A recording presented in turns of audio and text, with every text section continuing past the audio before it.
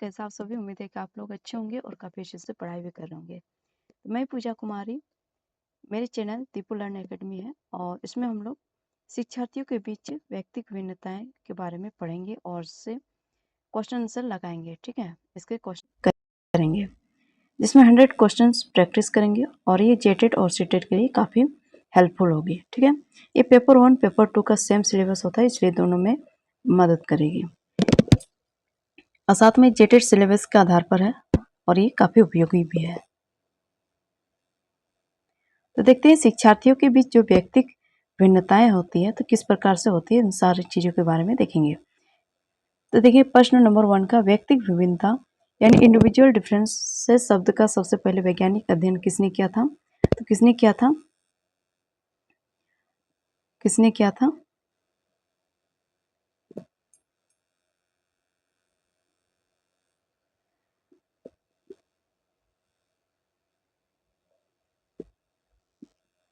Francis Galton ने किया था ना। किसने किया था? फ्रांसिस गाल्टन ने किया था। अब देखें क्वेश्चन इसका थोड़ा सा थ्योरी।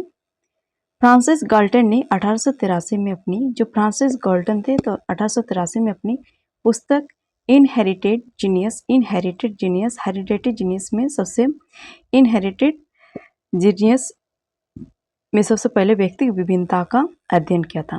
किसने किया था? फ्रांसिस गाल्टन ने किया था 1883 में अपनी पुस्तक इनहेरिटेड जीनियस में सबसे पहले व्यक्तिगत विभिन्नता का अध्ययन किया था। ठीक है, फ्रांसिस गाल्टन ने। क्वेश्चन नंबर 2 का निम्नलिखित में से किस मनोवैज्ञानिक ने सर्वप्रथम व्यक्तिगत विभिन्नता को मापने के लिए परीक्षण विकसित किए? तो देखिए निम्नलिखित में से जो वैज्ञानिक है तो सबसे पहले व्यक्तिगत विभिन्नता को मापने के लिए परीक्षण किसने किया था? किसने किया था? अल्बर्ट बीने ने। ठीक है, किसने किया था? अल्बर्ट बीने ने। ठीक है, अल्फ्रेड बीने ने क्या किए थे? अल्फ्रेड बीने ने अपने सहयोगी साइमन के साथ मिलकर 1905 में पहला बुद्धि परीक्षण विकसित किया। ठीक है, तो अल्फ्रेड बीने ने क्या किए थे? बुद्धि के परीक्षण किए थे और वो अपने सहयोगी साइमन के साथ मिलकर 1905 में पहला सफल बुद्धि परीक्षण किया।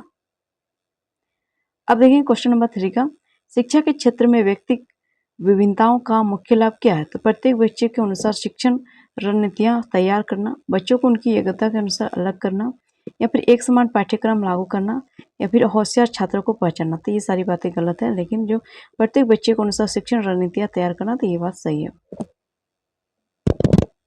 आधुनिक शिक्षा बाल केंद्रित है, जहाँ पर शिक्षक प्रत्येक छात्र की रुचि और क्षमता के अनुसार क्या कहते हैं, शिक्षण विधियों को समायोजित करता है। ठीक है, क्वेश्चन नंबर 4 का देखेंगे। कोई भी दो व्यक्ति पूर्ण रूप से समान नहीं होते।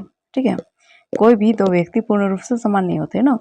ये कथन किसका है? तो क्रो एंड क्रो का है कि कोई भी व्यक्ति पूर्ण रूप से समान नहीं होता है, चाहे जुड़वा का ही बात क्यों न कर ले, दोनों में भी कुछ ना कुछ फर्क होता ही है। तो देखिए क्वेश्चन नंबर 5 में व्यक्तिगत विभिन्नता का मुख्य कारण क्या है? केवल आनुवंशिकता, केवल पर्यावरण, आनुवंशिक और पर्यावरण की अंतःक्रिया। ठीक है, यह है व्यक्तिगत विभिन्नता का मुख्य कारण।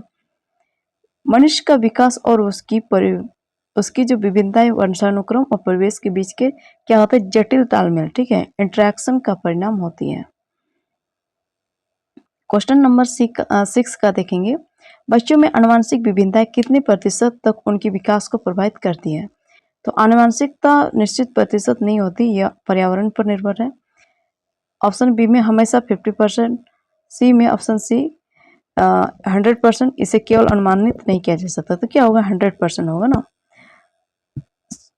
क्या कहते हैं,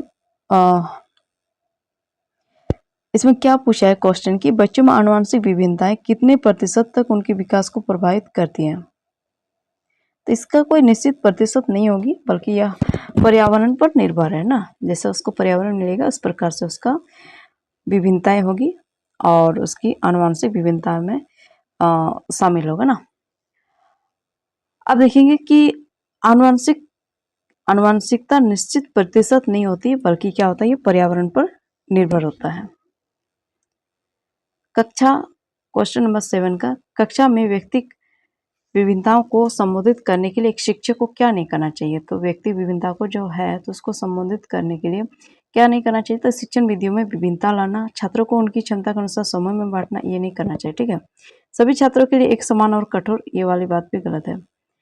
छात्रों के दृष्टिकोण को महत्व देना। तो देखिए जो सभी छात्रों के लिए एक समान और कठोर पाठ्यक्रम लागू करना, ये वाली बात गलत है, ये वाली चीज नहीं होना चाहिए। ठीक है, क्योंकि किसी को देखने में प्रॉब्लम है तो अगर उसको पीछे साइड में बैठा दे तो क्या उसको देख पाएंगे? वो अच्छा से बोर्ड नहीं ना देख पाएंगे, इसलिए उसको आगे की बेंच में बैठाना पड़ेगा। जैसे कि किसी को चलने में प्रॉब्लम है तो उसे ऊपर वाला फ्लोर दे देंगे तो क्या उसके लिए पढ़ाई सुलभ वहाँ तक पहुँचने में उसको आसानी होगी? इसके लिए दिक्कतें होगी। तो इन सारी चीज़ों को ध्यान में रखकर पाठ्यक्रम लागू करना चाहिए। ठीक है, क्वेश्चन नंबर 8 का देखेंगे। एक शिक्षक होने के नाते आपके कक्षा में छात्र अपनी गति से सीखते हैं, इसे क्या कहा जाता है? तो इसे क्या कहा जाता है? अधिगम की शैली, लर्निंग स्टाइल में भिन्नता। क्वेश्चन नंबर बहुबुद्धि मल्टीपल इंटेलिजेंस का क्वेश्चन नंबर 9 का बहुबुद्धि मल्टीपल इंटेलिजेंस का सिद्धांत किसने दिया था? तो हार्वर्ड गार्डनर ने दिया था। गार्डनर ने बताया कि बुद्धि का कोई एक प्रकार नहीं होता, बल्कि क्या होता है कि अलग अलग प्रकार के होते हैं। जैसे स्थानिक बुद्धि हो गया, भाषाई बुद्धि हो गया, सांगीतिक बुद्धि हो गया, नृत्य का बुद्धि हो गया, इस प्रकार से अलग अलग बुद्धि होता है ना। क्वेश्चन नंबर 10 का है कि क्षेत्र स्वतंत्र फील्ड इंडिपेंडेंट शिक्षार्थी की क्या विशेषता होती है? तो समूह में सीखना पसंद करेगा, अपनी दुनिया में खोए रहेगा, स्वतंत्र रूप से कार्य करेगा, विश्लेषणात्मक सोच रखना पसंद करेगा।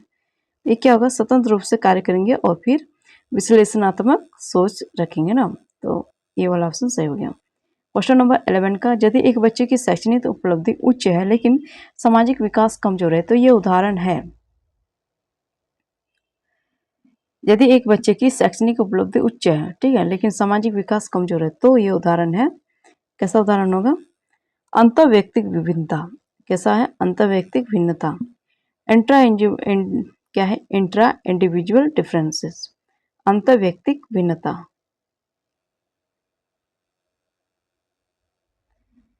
जब एक ही व्यक्ति के भीतर विभिन्न कौशलों या गुणों के स्तर में अंतर होता है तो उसे इंट्रा इंडिविजुअल कहते हैं, इंट्रा इंडिविजुअल कहते हैं। ठीक है, जब दो अलग अलग व्यक्तियों की तुलना उनकी बुद्धि या क्षमता के आधार पर की जाती है तो उसे क्या कहा जाता है? अंतर हो जाएगा। ठीक है, दो व्यक्ति रहेगा तो वहाँ पर अंतर हो जाएगा, और अकेला व्यक्ति रहेगा तो अंतर व्यक्ति हो जाएगा। ठीक है, तो इंटर इंडिविजुअल डिफरेंसेस, अंतर व्यक्ति विभिन्नता यानी inter individuals differences. Question number 13, शारीरिक विकास में व्यक्ति भिन्नता का अध्ययन सबसे अधिक उपयोगी है, तो किसमें उपयोगी है? शारीरिक शिक्षा के लिए। ठीक है, क्वेश्चन नंबर 14, विद्यालय में व्यक्ति भिन्नताओं को समझने के लिए शिक्षक को निम्न में से क्या अवलोकन करना चाहिए? तो क्वेश्चन नंबर इसका आंसर हो जाएगा छात्र की भाषा और अभिरुचि, अभिव्यक्ति, छात्र की खेल में रुचि, फिर सहकर्मी यानी पीयर समूह के साथ व्यवहार, फिर ये सारे क्या हो जाएगा? सभी हो जाएंगे। ठीक, अब देखिए क्वेश्चन नंबर 15 का, मानसिक आयु मेंटल एज का परिचय सबसे पहले किसने दिया? तो मेंटल एज का परिचय सबसे पहले किसने दिया था? किसने दिया था? अर्स्टन, बिने और साइमन टर्मन या फिर कैटल ने? तो बिने और साइमन ने दिया। ठीक है, अल्फ्रेड बिने और थियोडोर साइमन ने 1908 में मानसिक आयु का संप्रदाय दिया था। व्यक्तिगत भिन्नताओं के प्रकार और क्षेत्र बताइए। तो इन सारी चीजों के बारे में हम लोग देखेंगे क्वेश्चन नंबर 16 से। ठीक है, निम्नलिखित में से कौन सा व्यक्तिगत विभिन्नता का प्रकार नहीं है? तो आर्थिक भिन्नता। आर्थिक भिन्नता जो है ये स्थिति पर्यावरण का हिस्सा हो सकती है, लेकिन वैज्ञानिक रूप से व्यक्तिगत भिन्नता मुख्य रूप से शारीरिक और मानसिक और मनोवैज्ञानिक होती है। हाँ, क्वेश्चन नंबर 17 जो है दृश्य विजुअल, शिक्षार्थी वे होते हैं जो क्या करते हैं? चित्रों, आर्ट और आरेख के माध्यम से सीखते हैं। ठीक है, दृश्य विजुअल शिक्षार्थी हुए होते हैं जो चित्र के द्वारा, जो चार्ट आरेख होते हैं ना, उभरा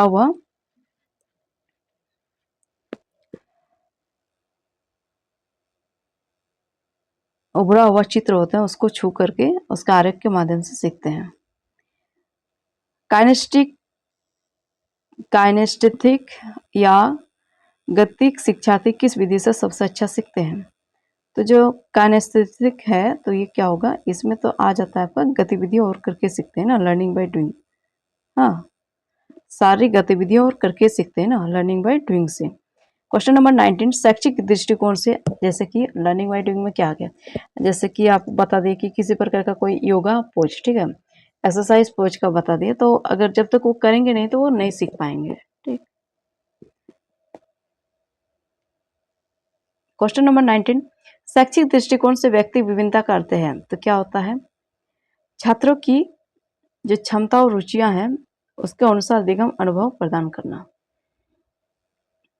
क्वेश्चन नंबर 20, सीखने की शैली लर्निंग स्टाइल को प्रभावित करती है तो कौन सा प्रभावित करती है? तो शिक्षार्थी की अभिरुचि, सीखने का पूर्व अनुभव, लिंग, जेंडर की भूमिका, उपरोक्त सही हो जाएगा। क्वेश्चन नंबर 21, लिंग भेद, जेंडर डिफरेंसेस के कारण बच्चों के विकास में मुख्य रूप से क्या अंतर आ सकता है? तो देखिए जो लिंग भेद है इसमें क्या होता है, सीखने के कुछ तौर तरीकों या प्राथमिकताओं में अंतर होता है। ठीक है, आधुनिक शोध के अनुसार लड़कों और लड़कियों की जो बुनियादी संज्ञानात्मक क्षमता है उसमें कोई अंतर नहीं होता है, लेकिन उनकी रुचि और प्राथमिकता में भिन्नता हो सकती है। हाँ, ऐसा नहीं कि कोई भी लड़का ज़्यादा पढ़ने में तेज है, कोई लड़की भी ज़्यादा पढ़ने में तेज है, इस प्रकार का नहीं है, बल्कि क्या होता है उसकी रुचि के अनुसार होता है। क्वेश्चन नंबर 22, सृजनात्मक क्रिएटिविटी और बुद्धि इंटेलिजेंस के बीच कैसा संबंध है? तो क्या होता है, ये दोनों उच्च बुद्धि वाले व्यक्ति सृजनात्मक हो यह आवश्यक नहीं है। जो जिसका उच्च टाइप बुद्धि होते हैं ये जरूरी नहीं कि वो सृजनात्मक वाले भी होंगे। ठीक है, सृजनात्मकता के लिए एक औसत या उच्च बुद्धि की आवश्यकता होती है, लेकिन उच्च बुद्धि का होना सृजनात्मकता की गारंटी नहीं है। कोई भी चीज करने के लिए उच्च बुद्धि होना जरूरी होता है, लेकिन ये नहीं कि उच्च बुद्धि वाले ही सृजनात्मक होते हैं, ये जरूरी नहीं है, ये गारंटी नहीं है।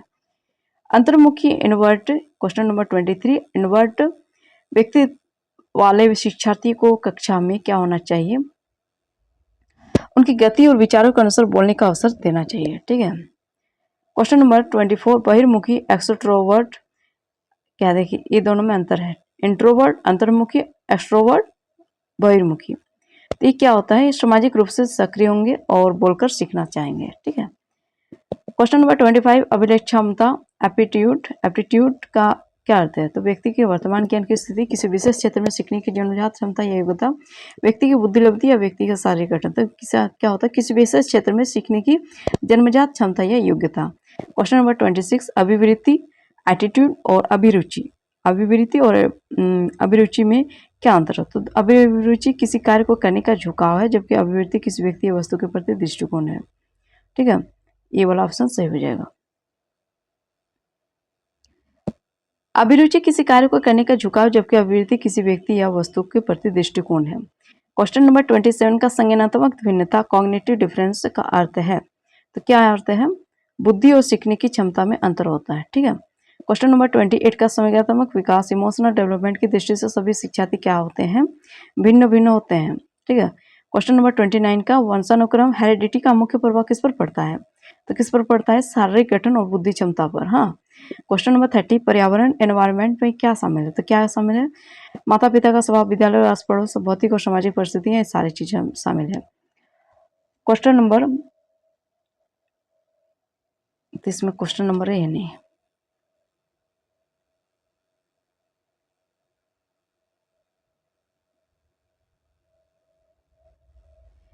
क्वेश्चन नंबर 31 का देखेंगे, कक्षा में पिछड़े बैकवर्ड बालक की क्या पहचान? तो जो सामान्य छात्रों से धीमी गति से सीखता है, जो कक्षा में सबसे तेज होता है, जो खेल में सबसे आगे होता है। तो क्या होगा?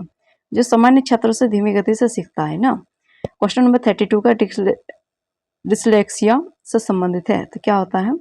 डिसलेक्सिया यानी पढ़ने की अक्षमता से। ठीक है, यह एक विशिष्ट अधिगम अक्षमता है जिसमें छात्रों को शब्दों को पहचानने और पढ़ने में कठिनाई होती है।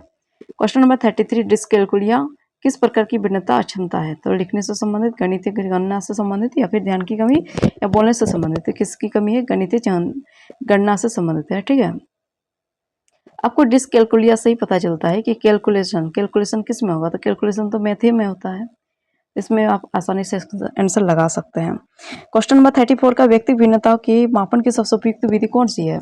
तो मानकीकृत बुद्धि और उपलब्धि परीक्षण। तो क्या होगा? मानकीकृत बुद्धि और उपलब्धि परीक्षण। क्वेश्चन नंबर 35 में शैक्षिक पिछड़ेपन का कारण हो सकता है। तो क्या होगा?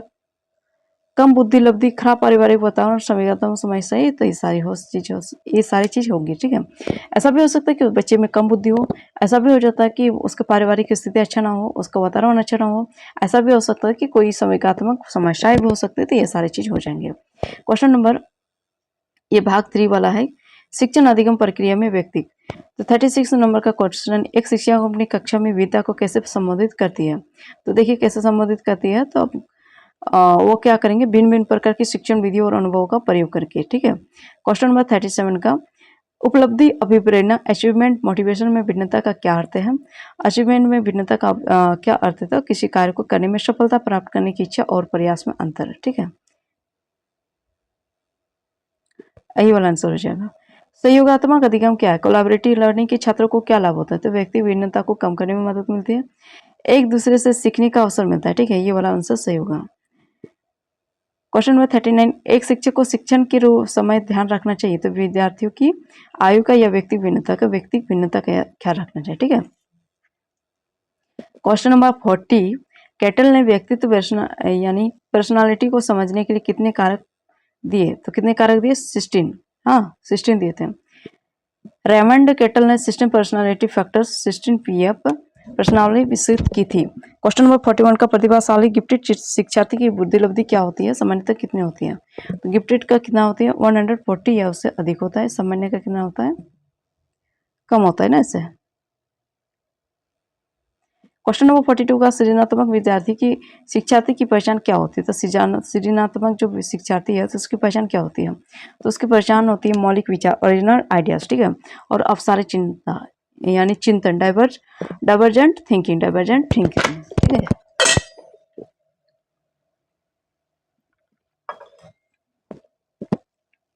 अब देखेंगे क्वेश्चन नंबर 44 का, बुद्धिलब्धि यानी आईक्यू ज्ञात करने का सूत्र किसने दिया था, आईक्यू ज्ञात करने का सूत्र विलियम स्टर ने दिया था। ठीक है, स्टर ने 1912 में आईक्यू MA अपॉन CA गुना 100 का सूत्र दिया था। बाद में टर्मन ने इसमें देखिए MA अपॉन CA, ठीक है, MA अपॉन CA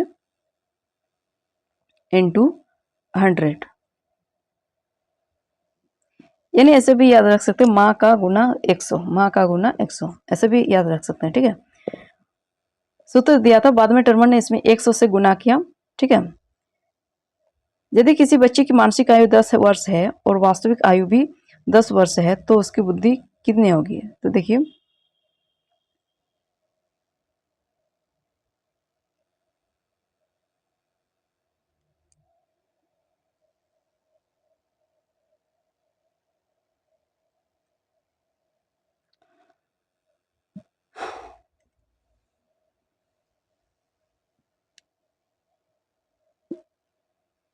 तो देखिए 10/10 हो गया गुना 100। ठीक है, 1010 कट गया तो 10 गुना 10 कितना हो गया 100।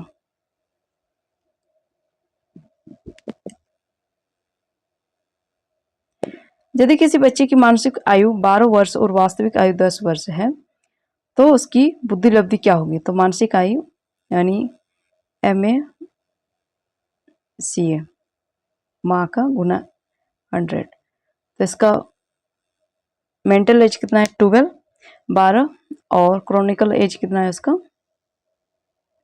10। ठीक है, गुना 100, 0 कट्टी 12 गुना 10 तो कितना हो गया 120। क्वेश्चन नंबर 47 का, प्रगतिशील शिक्षा प्रोग्रेसिव एजुकेशन के जनक किसे माना जाता है, तो जॉन डीवी को माना जाता है। ठीक है, क्वेश्चन नंबर 48 का, जॉन डीवी द्वारा समर्थित लैब स्कूल किस शिक्षण पद्धति पर है, तो लर्निंग बाय डूइंग के आधार पर, हाँ करके सीखना। क्वेश्चन नंबर 49 का, मॉन्टेसरी शिक्षा पद्धति मुख्य रूप से किस पर आधारित है, तो मॉन्टेसरी शिक्षा पद्धति किस पर आधारित है, तो इंद्रियों से आधारित है ना, इंद्रियों के द्वारा यानी इंद्रियों के प्रशिक्षण और खेल द्वारा सीखना।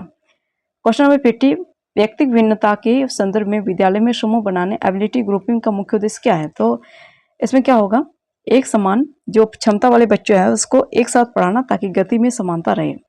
अब देखिए भाग 4 का, मनोविज्ञान के सिद्धांत और व्यक्तिगत विभिन्नता।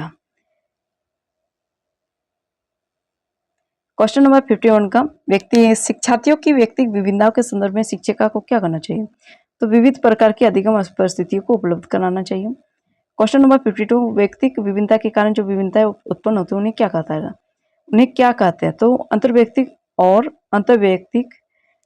ठीक है, क्वेश्चन नंबर 53, हेरिडिटी जीनियस पुस्तक किसने लिखी थी, तो किसने लिखी थी, फ्रांसिस गाल्टन ने। ठीक है, क्वेश्चन नंबर 54 का पियाजे के संज्ञानात्मक विकास के सिद्धांत के अनुसार व्यक्तिक विभिन्नता का कारण हो सकता है, तो क्या हो सकता है? जैविक परिपक्वता, बायोलॉजिकल मैच्योरेशन, सामाजिक अनुभव, खोजबीन एक्सप्लोरेशन की क्षमता, उपरोक्त सभी ये सारे हो सकते हैं ना। क्वेश्चन नंबर 55 का वातावरण एनवायरनमेंट में कौन से कारक आते हैं? तो बाह्य कारक जो व्यक्ति को प्रभावित करते हैं, ठीक है, बाह्य कारक जो व्यक्ति को प्रभावित करते हैं। हाँ, अब देखिए क्वेश्चन नंबर 56, निम्नलिखित में से कौन सा कथन सही है? तो सभी बच्चे एक समान गति से सीखते हैं, ये वाली बात गलत है। क्या होता है? सभी शिक्षार्थी अद्वितीय होते हैं, सभी शिक्षार्थी क्या होते हैं? अद्वितीय होते हैं ना। क्वेश्चन नंबर 57, बच्चों के सीखने में भिन्नता का कारण क्या हो सकता है? तो बच्चों के जो सीखने में भिन्नता है तो उसका कारण क्या हो सकता है? तो बच्चों की जन्मजात क्षमताएं होती है, बच्चों का पारिवारिक परिवेश होता है, बच्चों की रुचि और प्रेरणा होता है, तो उपरोक्त सभी होते हैं ना।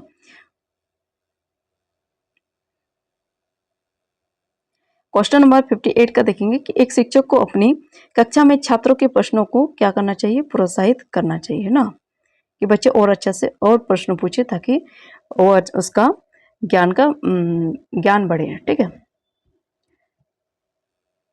क्वेश्चन नंबर 59 का समावेशी शिक्षा इंक्लूसिव एजुकेशन का मुख्य उद्देश्य क्या है? तो जो समावेशी शिक्षा इंक्लूसिव एजुकेशन है तो उसका मुख्य उद्देश्य क्या होगा? तो प्रतिभाशाली यानी विशेष आवश्यकता वाले बच्चों के लिए अलग स्कूल बनाना, या फिर केवल सामान्य बच्चों को पढ़ाना, या विभिन्नता के बावजूद सभी बच्चों को समान रूप से शिक्षा का अवसर देना। ठीक है, ये वाला आंसर सही होगा। क्वेश्चन नंबर 60 का विशेष आवश्यकता वाले बच्चे चिल्ड्रन विथ स्पेशल नीड्स को शिक्षा देने के लिए क्या महत्वपूर्ण है? तो क्या महत्वपूर्ण है उनके लिए? उनकी व्यक्तिगत आवश्यकताओं के अनुसार शिक्षण तकनीकों में संशोधित करना, जिस क्या जरूरत है उस बच्चे के लिए, तो उसके आधार पर शिक्षण जो तकनीक है उसको संशोधित करना चाहिए। क्वेश्चन नंबर 61 का निम्नलिखित में से कौन सी विधि व्यक्तिगत भिन्नता को ध्यान में रखते हुए शिक्षण के लिए उपयुक्त नहीं है? तो देखिए प्रोजेक्ट विधि, डाल्टन योजना, व्याख्यान विधि, तो व्याख्यान वाला विधि सही नहीं है ना। व्याख्यान विधि लेक्चर मेथड शिक्षक केंद्रित होते हैं, जिसमें व्यक्तिगत एक टीचर बोलते रहता है, बच्चे सुनते रहते हैं, तो ये शिक्षक केंद्रित होता है। ठीक है, ये वाला विधि सही नहीं होता है। क्वेश्चन नंबर 62, जैसे कि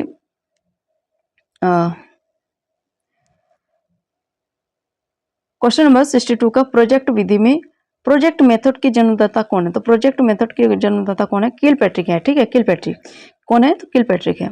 क्वेश्चन नंबर 63, किंडरगार्टन के प्रणाली के जनक कौन है? किंडरगार्टन की प्रणाली के जनक कौन है? तो फ्रोबेल है। ठीक है, फ्रोबेल है। कौन है? फ्रोबेल है। क्वेश्चन नंबर 64 का शिक्षार्थी की रुचि और क्षमता में कोई घनिष्ठ नहीं होता है, ये वाली बात गलत है। रुचि केवल घनिष्ठ संबंध होता है, इसमें क्या होता है? घनिष्ठ संबंध होता है ना। शिक्षार्थी की रुचि और जो अभिक्षमता है तो वो उसका क्या घनिष्ठ संबंध होता है। क्वेश्चन नंबर 65 में व्यक्तिक भिन्नता को समझने के लिए अध्यापक को क्या अध्ययन करना चाहिए? तो छात्र के पारिवारिक इतिहास का, छात्र की शारीरिक वृद्धि का, छात्र के व्यवहार का, ये सारी चीजों का अध्ययन करना चाहिए। क्वेश्चन नंबर 66, गिफ्टेड बच्चों के लिए विशेष कार्यक्रम क्यों आवश्यक है? क्योंकि उन्हें अधिक खेलने की आवश्यकता होती है, क्योंकि वे कक्षा के नियम को तोड़ सकते हैं, क्योंकि वे परीक्षा पास में नहीं होते थे, या इसका क्या होगा? क्योंकि वे सामान्य कक्षा में बोर हो सकते हैं। ठीक है, क्योंकि जो इंटेलिजेंट बच्चे हों उनके लिए भी सामान्य पाठ लाते हैं, जो कमजोर बच्चे हों उसको भी 4 बार बताते हैं, इसको भी साथ में बताते हैं। तो इससे क्या होता है? जो जानने वाले बच्चे हों वो बोर हो जाते हैं कि चीज को बार बार सुनते हुए। ठीक है, प्रतिभाशाली बच्चों की सीखने की गति और क्षमता सामान्य बच्चों से बहुत अधिक होती है, इसलिए उन्हें उन्नत और चुनौतीपूर्ण सामग्री की आवश्यकता होती है। ठीक है, क्वेश्चन नंबर 67 का क्या होता है? निम्नलिखित में से कौन सा कार्य सीखने में सबसे कम महत्वपूर्ण है? तो कम महत्वपूर्ण क्या है? तो शारीरिक कद, जरूरी नहीं कि शारीरिक कद जिसका बड़ा होता है वही ज्यादा सीख पाता है, कम शारीरिक कद वाले भी सीखते हैं। क्वेश्चन नंबर 68 का बुद्धिलब्धि के वर्गीकरण में मध्य बुद्धि बॉर्डर लाइन बालकों का IQ स्तर कितना होता है? तो 70 से भी कम ना। व्यक्तिक भिन्नता का अध्ययन का क्षेत्र है शारीरिक भिन्नता, मानसिक और संवेदना भिन्नता, या सामाजिक भिन्नता, तो ये सारी चीजें हो जाए। ठीक है, क्वेश्चन नंबर 70, व्यक्ति भिन्नता का अध्ययन शिक्षा विज्ञान के किस पहलू से संबंधित है? तो किसके? अधिगम के विश्लेषण, मूल्यांकन, विकास का अध्ययन से, ये तीनों से संबंधित है। ठीक है,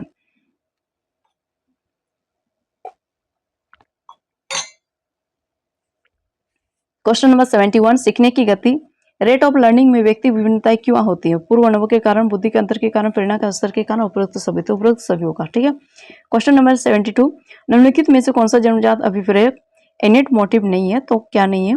आदत। ठीक है, एक चीज जरूरी नोटिस है कि अगर आप लोग को ये सारे चाहिए PDF तो आप हमें व्हाट्सएप नंबर पे मैसेज कर सकते हैं। ये मेरी व्हाट्सएप नंबर है 90312333 99। इससे आप परचेस कर सकते हैं, इस पर मैसेज करके आप परचेस कर सकते हैं। ठीक है, काफ़ी कम प्राइस है और ये सारे जो क्वेश्चंस हैं काफ़ी चुन करके लाते हैं और ये आप लोग के लिए बहुत ही हेल्पफुल होगी। निम्नलिखित में से कौन सा जन्मजात अभिप्रेरक इनेट मोटिव नहीं है? तो क्या नहीं है? भूख, प्यास, आदत, नींद। तो क्या नहीं है मोटिव इसमें? तो आदत। ठीक है, क्वेश्चन नंबर 73, व्यक्ति भिन्नता का मुख्य निर्धारक डिटरमाइंट क्या है? तो आनुवंशिकता और पर्यावरण, केवल जाति, केवल धर्म, केवल विद्यालय। तो देखिए आनुवंशिकता और पर्यावरण है व्यक्ति भिन्नता का मुख्य निर्धारण। ठीक है, डिटरमिनेंट। ठीक है, क्वेश्चन नंबर 74 का बालक के विकास को प्रभावित करने वाले आनुवंशिक कारकों में शामिल है? तो शारीरिक लक्षण, बुद्धि की क्षमता, मूल प्रवृत्ति, ये सारी चीजें। सीखने की प्रक्रिया में शिक्षार्थियों की भिन्नता को संबोधित करने के लिए एक शिक्षक को क्या होना चाहिए? तो भिन्नता को मानव विविधता की प्रत्यक्ष विशेषता मानना चाहिए। क्वेश्चन नंबर 76, व्यक्तित्व मापन की Rorschach blot test Rorschach ink blot test किस मनोवैज्ञानिक ने दिया था? हर्मन रोसार्क ने दिया था। ठीक है, हर्मन रोसार्क ने। क्वेश्चन नंबर 77 का सिगमंड फ्राइड द्वारा प्रतिपादित व्यक्तित्व सिद्धांत का क्या नाम है? तो सिगमंड फ्राइड द्वारा जो व्यक्तित्व क्या प्रतिपादित व्यक्तित्व सिद्धांत का क्या नाम है? मनोविश्लेषणात्मक सिद्धांत है। ठीक है, मनोविश्लेषणात्मक सिद्धांत है। क्वेश्चन नंबर 78 का निम्नलिखित में से कौन सा कारक व्यक्तिगत भिन्नता को प्रभावित करने वाला पर्यावरण कारक है? तो सामाजिक आर्थिक स्थिति। ठीक है, क्वेश्चन नंबर 79, सीखने की शैली का अर्थ है? तो जानकारी को प्राप्त करने और संसाधित करने का व्यक्ति का पसंदीदा तरीका। ठीक है, ये वाला आंसर सही होगा।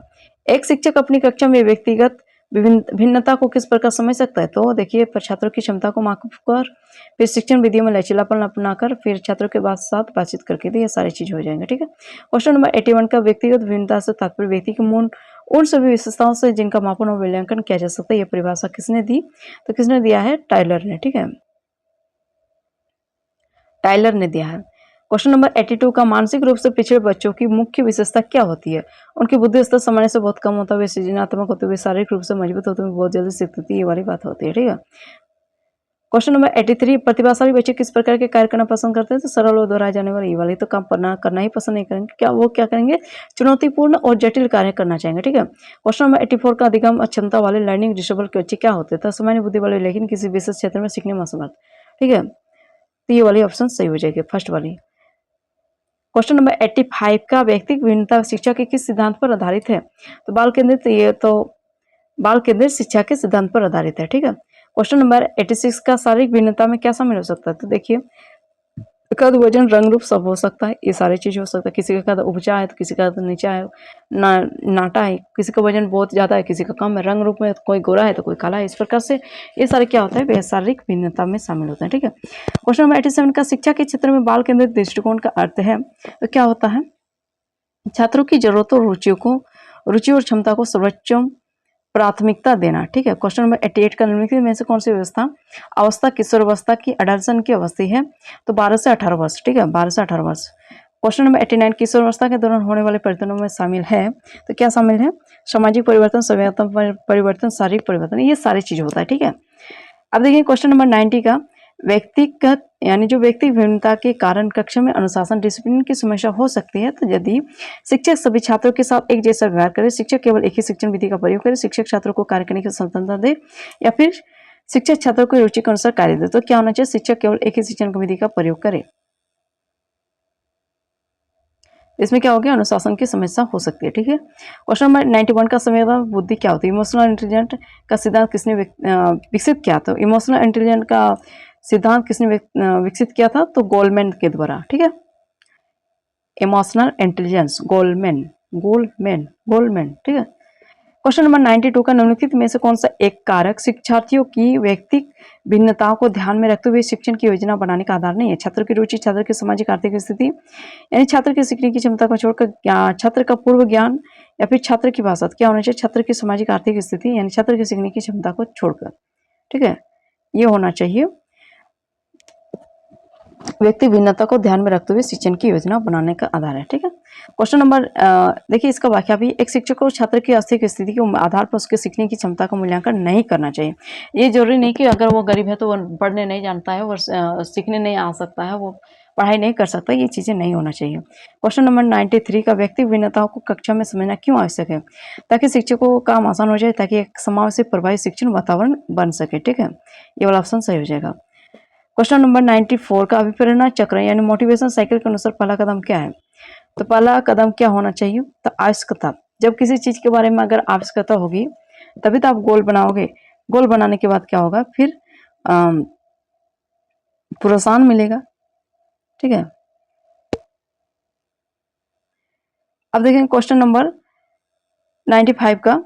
जिन पियाजे के अनुसार बच्चे दुनिया की समझ कैसे बनाते हैं? केवल वयस्कों की नकल करके, अपने सक्रिय रूप से खोजबीन और अनुभव के माध्यम से। तो क्या होता है? अपनी सक्रिय रूप से खोजबीन और अनुभव के माध्यम से। ठीक है, अब देखें क्वेश्चन नंबर 96 का। वाइगोत्स्की के सिद्धांत में व्यक्ति भिन्नता का मुख्य स्रोत क्या है? तो क्या होता है? सामाजिक। जहां भी वाइगोत्स्की आएगा वहां पर सामाजिक और संस्कृति को लगा देना है। अब देखें क्वेश्चन नंबर 97 का। कक्षा में भिन्नता के कारण होने वाले मतभेदों को नजरअंदाज करने से क्या होता है? प्रभावी शिक्षण बाधित होता है। ठीक है, क्वेश्चन नंबर 98। लिंग एक है, तो लिंग क्या है? सामाजिक संरचना। लिंग क्या है? संरचना, सामाजिक संरचना। ठीक है, सोशल कंस्ट्रक्ट। लिंग क्या है? Social construct. जैविक रूप से नर और मादा होना सेक्स है, लेकिन लिंग समाज द्वारा निर्धारित भूमिकाओं और व्यवहार को दर्शाता है। हाँ,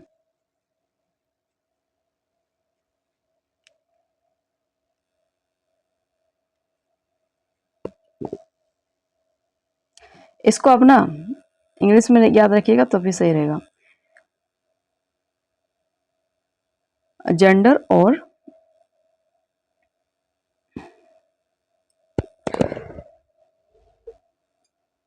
सतत और व्यापक। क्वेश्चन नंबर 99 का। सतत और व्यापक मूल्यांकन सीसीई किस बात पर जोर देता है? तो सतत और व्यापक मूल्यांकन सीसीई किस बात पर जोर देता है? तो क्या जोर देता है? बच्चों की व्यक्तिगत विभिन्नताओं और संपूर्ण विकास पर। ठीक है, क्वेश्चन नंबर 100, अंतिम और लास्ट जवाब क्वेश्चन। एक सक्षम शिक्षक का मुख्य कर्तव्य है। एक सक्षम शिक्षक का मुख्य कर्तव्य है, तो प्रत्येक शिक्षार्थी की अद्वितीय विशेषता को पहचाना और सम्मान करना चाहिए। ठीक है, सभी छात्रों को एक ही सांचे में ढालना ये वाली बात गलत है। केवल होशियार छात्रों को पढ़ाना ये वाली बात भी गलत है। तो कमजोर बच्चे कहाँ जाएंगे? कक्षा में कठोर अनुशासन बनाए रखना ये भी बात गलत है। एकदम पकड़ के कठोर अनुशासन बनाइएगा तो बच्चे भागेंगे, पढ़ना नहीं चाहेंगे ना। तो इस प्रकार से फ्रेंड मेरी ये 100 क्वेश्चंस का जो सीरीज है, प्रैक्टिस है, इसको हम लोग खत्म किया। और इसी प्रकार से और भी सब्जेक्ट का और भी जो सिलेबस पर टॉपिक्स हैं उन सारी चीज़ों के बारे में हम लोग देखेंगे। आप हमें ज़रूर लाइक कीजिए, सब्सक्राइब कीजिए और शेयर भी कीजिए, और साथ में कमेंट का भी जो आपका मन में राय आती है उसमें कमेंट भी कीजिए ताकि हमें मोटिवेशन मिलती रहे। ठीक है, हाँ, ये वाली नंबर आपको नोट करके रखना है, 9031233399। व्हाट्सएप में आपको मैसेज कर देना है। थैंक यू, फिर मिलेंगे दूसरे वीडियो में। कैसे लगी आपको? अपना राय देना जरूर चाहिए। ठीक है, आपको अपना राय देना जरूरी है।